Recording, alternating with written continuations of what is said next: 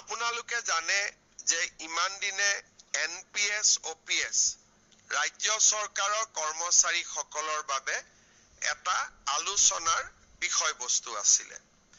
ভাৰত চৰকাৰে এটা সিদ্ধান্ত গ্ৰহণ কৰিছিল যে 25 বছৰ কাম কৰি থকা যিসকল চৰকাৰী কৰ্মচাৰী তেওঁলোকে যেতিয়া ৰিটায়াৰমেন্ট হয় তেওঁলোকক আমি পুৰণি পেঞ্চন আঁচনিৰ দৰেই আমি পেঞ্চন প্ৰদান কৰিম। আৰু যিসকলে 10 বছৰ কাম কৰি তেওঁলোকে ৰিটায়াৰমেন্ট হ'ব লগা হয় তেওঁলোকৰ কাৰণেও আমি পেঞ্চনৰ ব্যৱস্থা কৰিম। আৰু পেঞ্চনৰ লগতে তেওঁলোকে ডিএ আদিও লাভ কৰিব। আৰু এই নতুন স্কিমটোৰ নাম দিছিলে ইউনিফাইড পেঞ্চন স্কিম।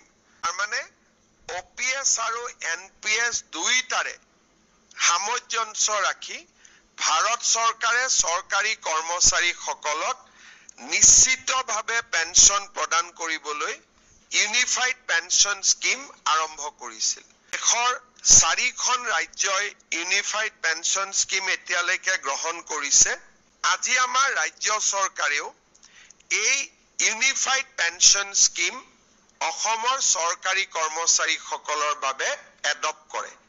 ইয়াৰ ফলত ৰাজ্যত বহু দিনৰ পৰা চলি থকা NPS আৰু OPSৰ বিতৰ্ক সামৰণি পৰিব।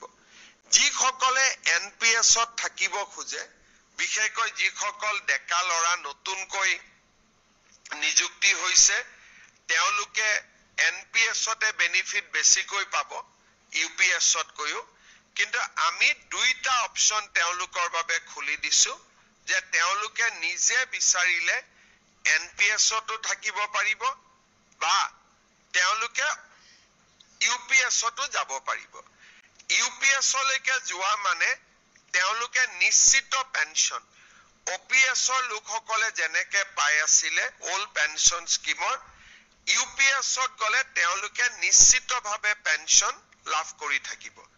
আজি এই আঁচনিখন ৰাজ্য চৰকাৰৰ কেবিনেটে গ্ৰহণ কৰে আৰু এবছৰৰ ভিতৰত কৰ্মচাৰীসকলে সিদ্ধান্ত ল'ব পাৰিব যে আমি NPSত থাকিম নে আমি UPSলৈকে যাম।